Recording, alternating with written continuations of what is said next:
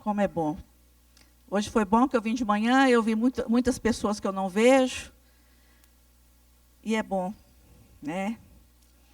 Jesus é o motivo da nossa alegria, meus irmãos. Lembre-se bem disso. Jesus é o motivo da nossa alegria.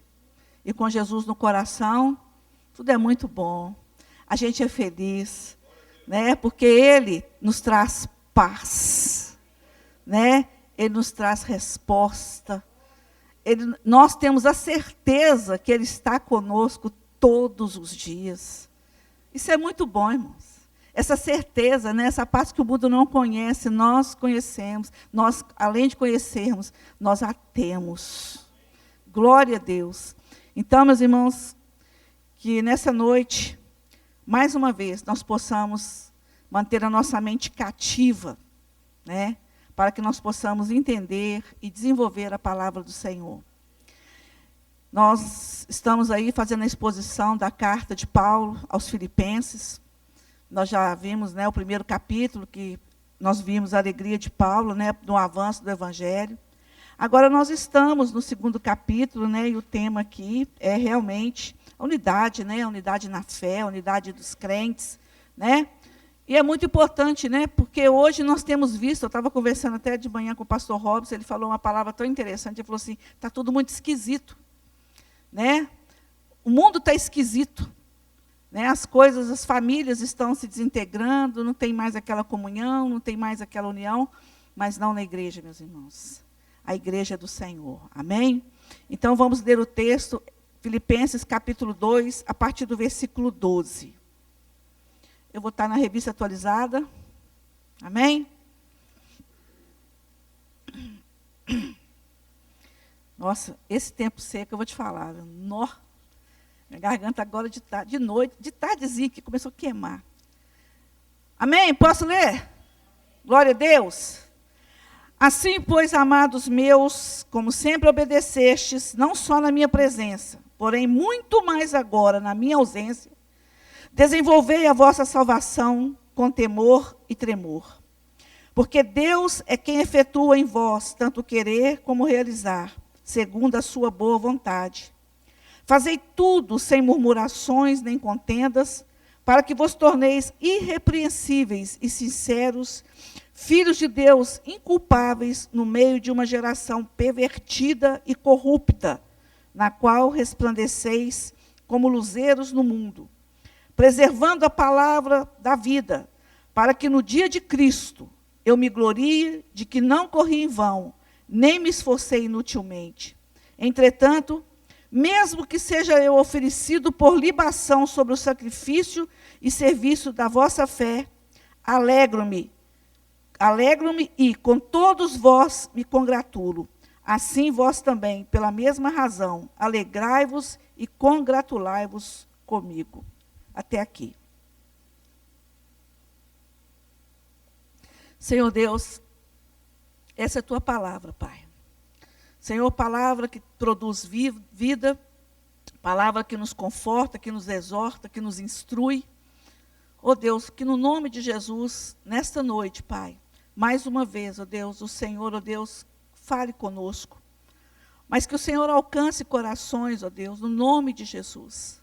Que o nosso coração esteja quebrantado, que a nossa mente esteja aberta, que nós estejamos sedentos, Pai. Oh, Deus, em nome de Jesus. Como oramos agora mesmo pela igreja, Senhor. Que o Senhor avive, Senhor, a tua obra aqui, Senhor.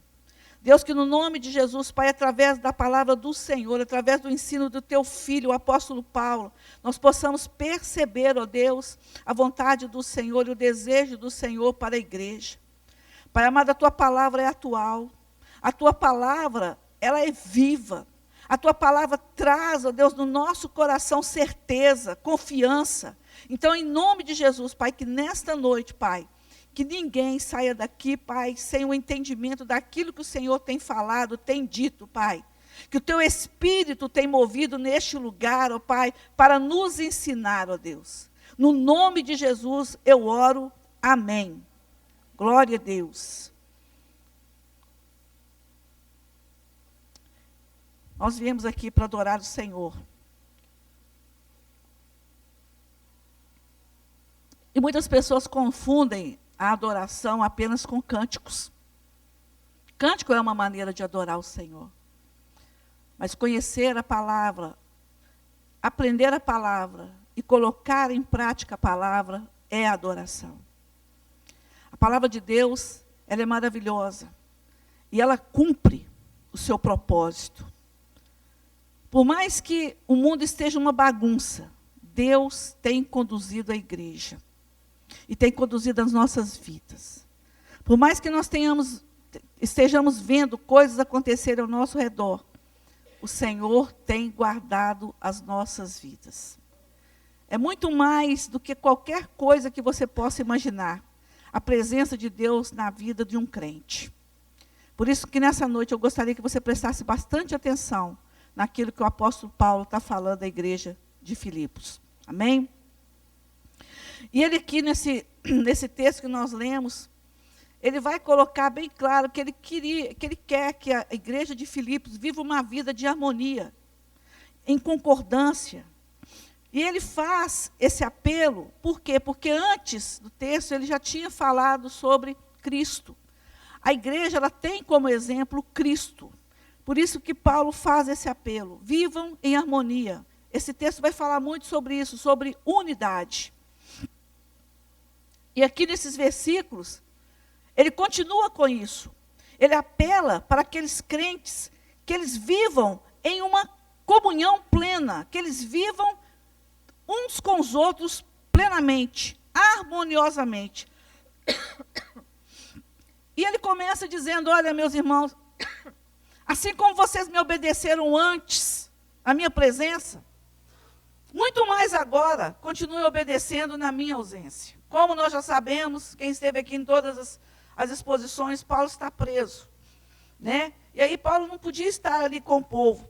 E aí Paulo teme, né, que aqueles crentes, por causa do relacionamento deles, que eles pensassem que não podiam viver uma vida cristã longe do seu pastor, daquele que ensinou, do seu mestre. E é por isso que Paulo faz esse apelo. Obedeçam muito mais ainda na minha ausência. Meus irmãos, é algo muito interessante. Paulo, ele ensinou essa igreja. Paulo doutrinou essa igreja. E aí, por isso que ele fala, obedeçam muito mais na minha ausência. Mas obedecer a quem? Obedecer a palavra que foi plantada. E aí, Paulo deixa bem claro a eles que cada um recebeu o dom da salvação. E é Deus que opera neles. É Deus que opera na igreja. É Deus que opera na vida de cada crente lá daquela igreja. Meus irmãos, a vida cristã é uma posse que nós temos dentro de nós. A vida cristã está em nós. A partir do momento que nós conhecemos a Cristo, a partir do momento que nós temos Cristo como nosso Salvador, ela está em nós. Ela tem que evoluir em nós. E já sabemos que Paulo também, e quando nós lemos o Novo Testamento, nós vamos ver os apóstolos lutando contra as dificuldades que tinham na igreja. E não é diferente aqui na igreja de Filipos. Apesar de Paulo ter declarado a sua alegria no avanço do Evangelho, e ele estava feliz, mas existiam problemas naquela igreja. Aquela igreja estava passando por dificuldades, ela estava sendo perseguida. Naquela igreja tinha espírito de divisão. Tinham pessoas ali brigando uma com as outras.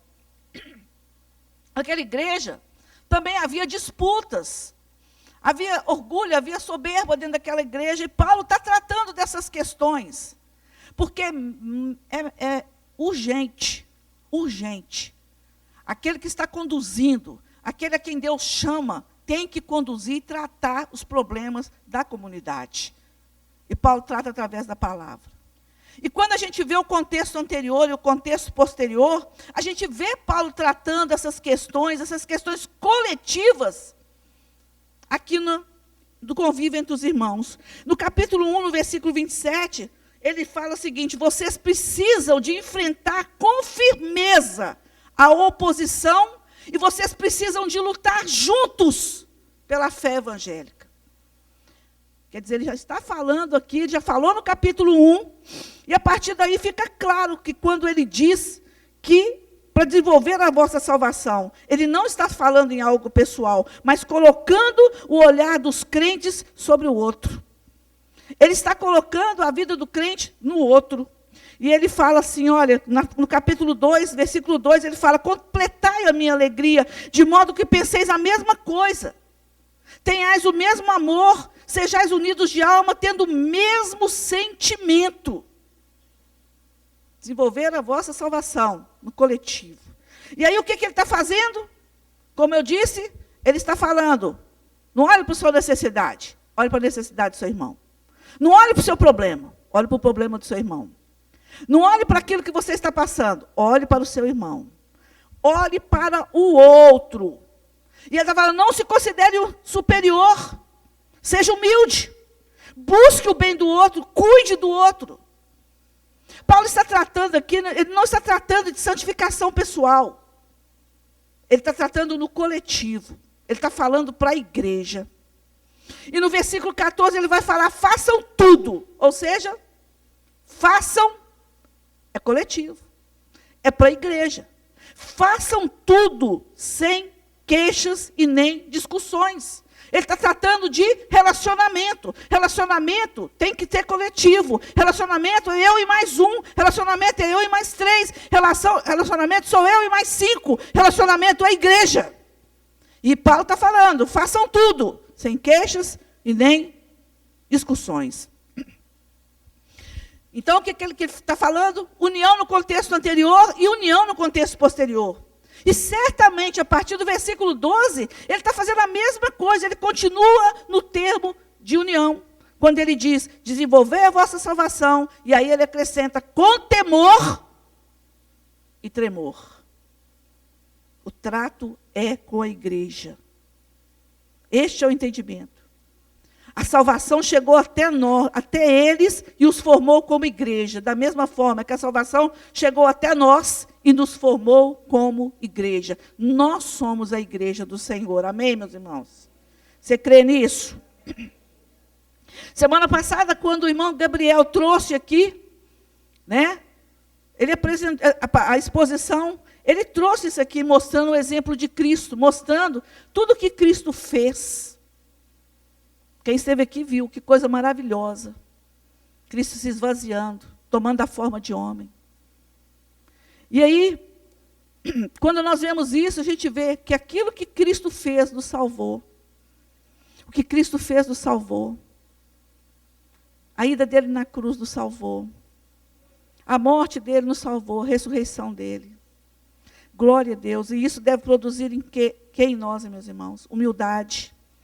E essa humildade, ela deve ser externada através dos nossos relacionamentos. Se nós somos cristãos, nós devemos imitar a Cristo.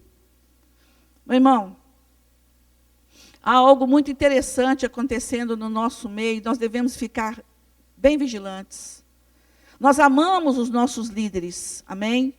Amamos, temos reverência, temos cuidado com eles, mas nada substitui a Cristo. Cristo é o nosso Senhor. Ele é o nosso Senhor. Devemos imitar a Cristo. E aí ele fala com temor e tremor, ou seja, tenham santa reverência e um santo temor de Deus. Essa palavra caiu muito em desuso hoje. Antigamente era muito forte dentro da igreja, reverência, respeito, né?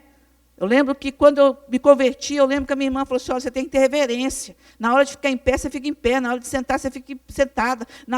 E se você só vai se levantar, depois de terminar o culto, você não sai antes da bênção apostólica. Tenha reverência, tenha respeito. Hoje, caiu em desuso, né?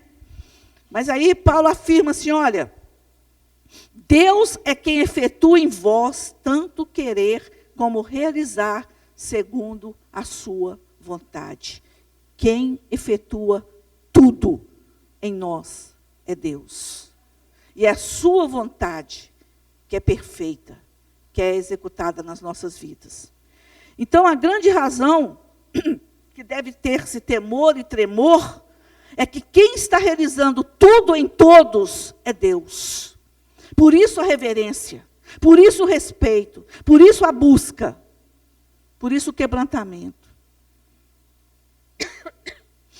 E Paulo, se você prestar atenção na teologia toda de Paulo sempre, quando ele vai fazer uma exortação, uma demonstração, um ensino, a doutrina, ele busca sempre, ele fala sempre dentro de uma visão global de reino. Ele engloba tudo, ele tem uma sistemática nisso. E aí ele vai colocando termos e condições. E aqui, ele colocou também, eu estou falando para filhos de Deus. Porque somente aqueles que são filhos de Deus consegue entender que nós devemos obediência, que nós devemos reverência, que nós devemos desenvolver a nossa salvação. Meus irmãos, a igreja é algo valioso. A igreja é algo valioso, que deve ser tratado com todo o cuidado no trato. Sabe por quê? Porque é Deus quem está agindo, é Deus quem está aperfeiçoando a igreja. Desde a origem da igreja, é Deus que opera nela e através dela. A igreja não foi formada por homem. A igreja não é desejo de homem. A igreja não é projeto de homem. A igreja é projeto de Deus. Foi Ele que formou a igreja. Por isso que nós devemos ter cuidado. Desde a eternidade, Deus estava operando o seu querer e o seu realizar na igreja e através da igreja. Não existe nada no mundo, nem fora do mundo, que seja mais precioso do que a igreja. Você pode ver a maior obra de arte, você pode ver o brilhante maior, o diamante maior, tudo foi feito por Ele. Mas a igreja é valiosa. Como devemos ter cuidado? Como devemos ter cuidado ao falar da igreja? Meus irmãos, toma cuidado ao falar de igreja. E eu não estou falando aqui do valor intrínseco da igreja, não. Eu não estou falando disso. A igreja por si só é um grande vaso de barro, formado por pessoas caídas, pecadoras, como eu e como você. Porque é isso. Mas o que é mais glorioso, o que é maravilhoso, o que é grandioso é a gente entender que dentro desse vaso de barro tem um tesouro maravilhoso que é o Espírito Santo. Ele habita em você, ele habita em mim, e ele anda na igreja, e ele é presente na igreja, ele move através da igreja. Glória a Deus, meus irmãos. Glória a Deus por isso. E Paulo, ele atesta isso ali, ó. Ele fala assim, a igreja atesta ao mundo quem Deus é. E ele fala isso em Efésios capítulo 3, a partir do versículo 10, ele fala assim, olha, porque pela igreja, Paulo falando, porque pela igreja, a multiforme sabedoria, a graça de Deus, se torna conhecida agora dos principados e potestades dos lugares celestiais, segundo o eterno propósito que estabeleceu o nosso Senhor. Quem mostra às pessoas quem Deus é a igreja. Quem apresenta o Santo Todo-Poderoso, o Criador de todas as coisas, o maravilhoso excelso, é a igreja. É a igreja. Glória a Deus, meus irmãos. É através da igreja que o mundo conhece o início e o fim das coisas. É através da igreja que é conhecida a verdade, que é através da igreja que é se conhecida a vida, o poder e a majestade de Deus. Esse é o propósito da igreja. Mostrar ao mundo o quanto Deus é gracioso. Ele é gracioso, meus irmãos. Está entendendo a responsabilidade nossa como igreja? A igreja, aleluia. Pessoas que não merecem. Pessoas que não merecem são alcançadas pela misericórdia de Deus e são feitas filhos e filhas de Deus. Pessoas que antes eram escravas do pecado, que andavam mortas dos seus delitos, viviam no lamaçal do pecado. Pessoas que não mereciam, Deus alcança pela sua misericórdia. Glória a Deus. Pessoas como eu, como você, Porque nós sabemos quem nós somos, quem nós éramos. E eu falo, Deus, muito obrigada por ter me alcançado, porque eu sei, eu continuo pecadora, mas sua graça me alcançou, aleluia! Somos pecadores, mas a graça do Senhor nos alcançou. Antes nós éramos criaturas, antes nós estávamos distantes, mas o amor de Deus nos alcançou. É isso que a igreja precisa de apresentar ao mundo. Irmãos, a igreja é o instrumento de Deus para o louvor da sua glória. Para o louvor da sua glória. Oh, meus irmãos, glória a Deus. Paulo vai dizer, façam tudo sem murmurações e nem contendas. De novo no coletivo. De novo no coletivo. Para que vos torneis irrepreensíveis e sinceros filhos de Deus, inculpáveis no meio de uma geração pervertida e corrompida. Meus irmãos, testemunho. Testemunho público da igreja. Meus irmãos, através da unidade da fé, através do relacionamento, através de mostrar que nós somos um povo transformado, através do nosso testemunho, nós temos que ser testemunho. Quando há divisão, quando há contendas na igreja, a imagem que nós passamos não é de filhos de Deus, mas de ímpios que desrespeitam a santidade de Deus. Testemunho público da igreja. Irmãos, o mundo está nos observando, tá? É necessário dizer que a murmuração é um indicativo de rebelião moral, de falta de amor. E assim como a murmuração é um indicativo de falta de amor, as contendas são indicativos de falta de fé e de obediência.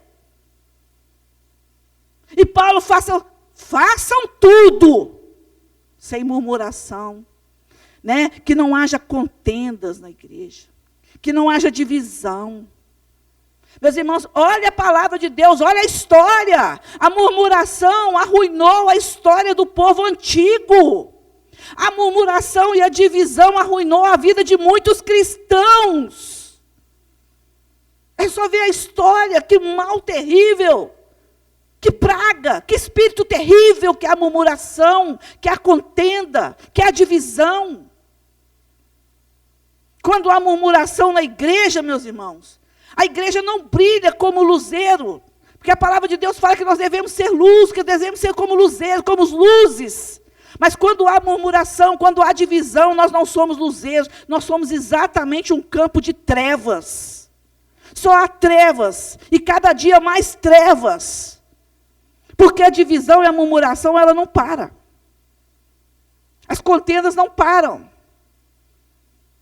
Se não for o Senhor, se não for o quebrantamento, se não for o Espírito, divide tudo. Estraga tudo. Como diz a palavra mesmo, um pouquinho de fermento, leveda tudo. Começa com duas irmãzinhas, como está nessa igreja aqui, e Paulo tem que tratar. Porque não pense você,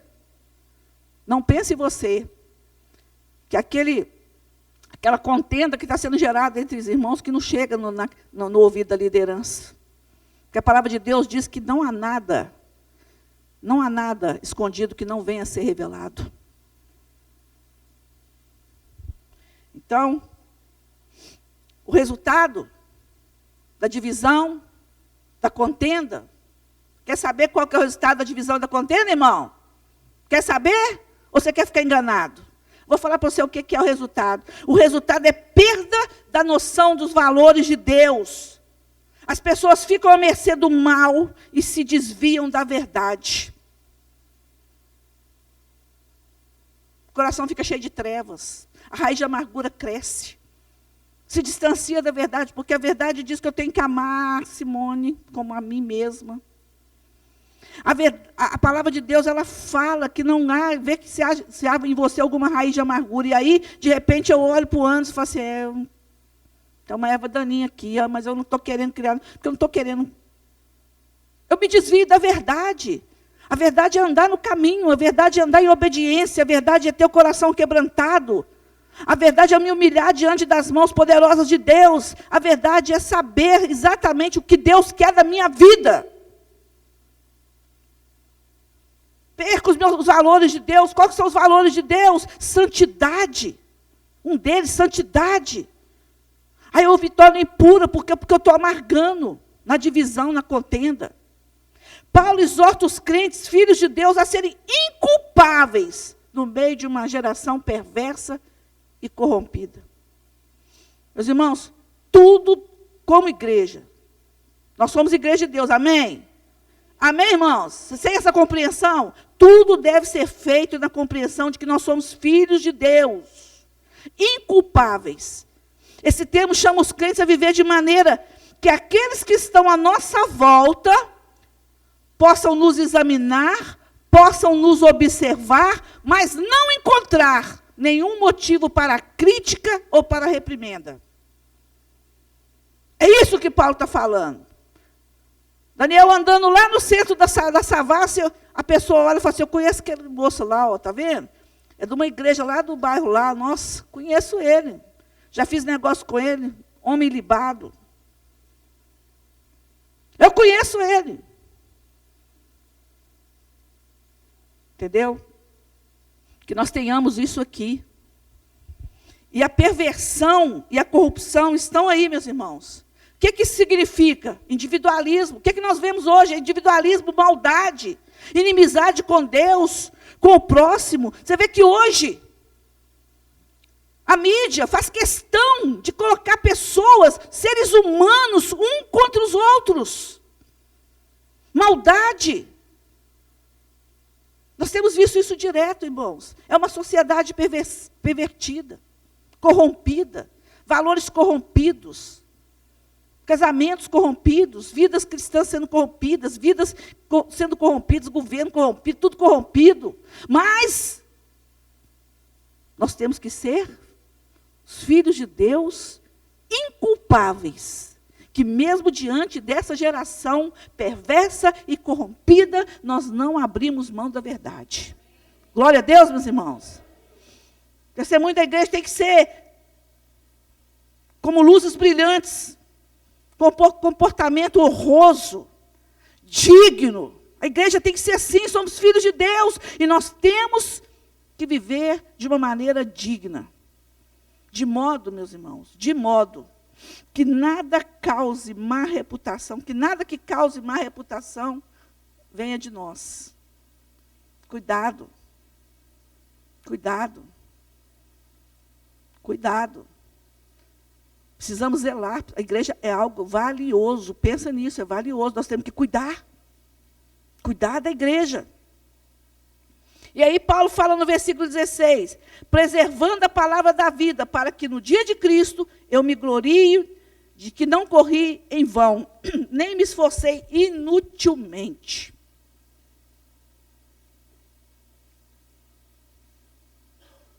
Eu vejo esse homem tão cheio do Espírito Santo, Paulo.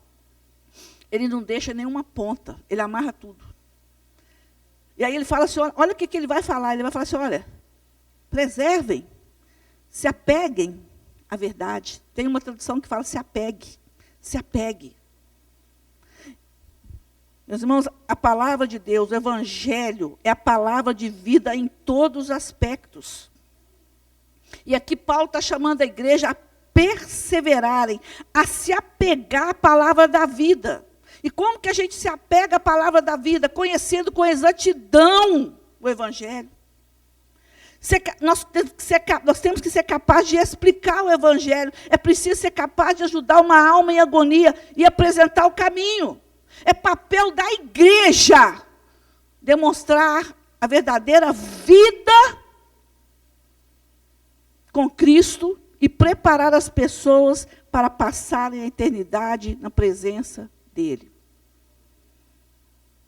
Igreja não volta atrás. Igreja não dá passo para trás.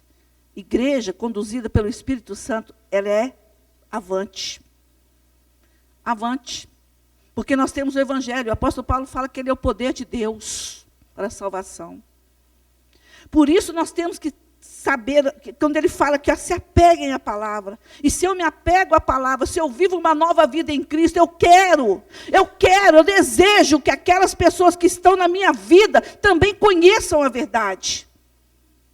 Porque, meus irmãos, o mundo hoje fala que, desde quando eu me entendo por gente, fala que ser crente é difícil, pois eu falo que ser crente é a melhor maravilha do mundo. Porque eu vivo em paz.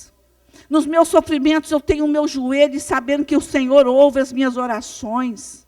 Sabe? Eu como crente eu vou à praia, como crente eu vou viajar. Qual que é o problema? E outra coisa, minha vida, vocês não vão me ver, porque eu já falei que eu não quero não quero velório. O pastor briga comigo, então eu não quero velório. Mas vocês podem ter certeza que eu estou lá na glória, porque quando eu fechar o olho eu vou abrir e vou ver Cristo. Tá? Mas isso, quantos que andam com você e não sabem? Quantas pessoas que andam junto de nós e não sabem o que é viver uma vida em Cristo? Nós precisamos de preparar essas pessoas para passar a eternidade. Né? Nós vamos ter uma eternidade, amém, irmãos? A morte não é o fim para o crente, amém? Glória a Deus, irmãos. Glória a Deus, irmãos. E aí no versículo 17 e 18, Paulo fala assim: entretanto, mesmo que eu seja oferecido por libação sobre o sacrifício e serviço da vossa fé, alegro-me e me regozijo com todos vós. Assim vós também, pela mesma razão, alegrai-vos e congratulai-vos comigo. Oh, glória a Deus.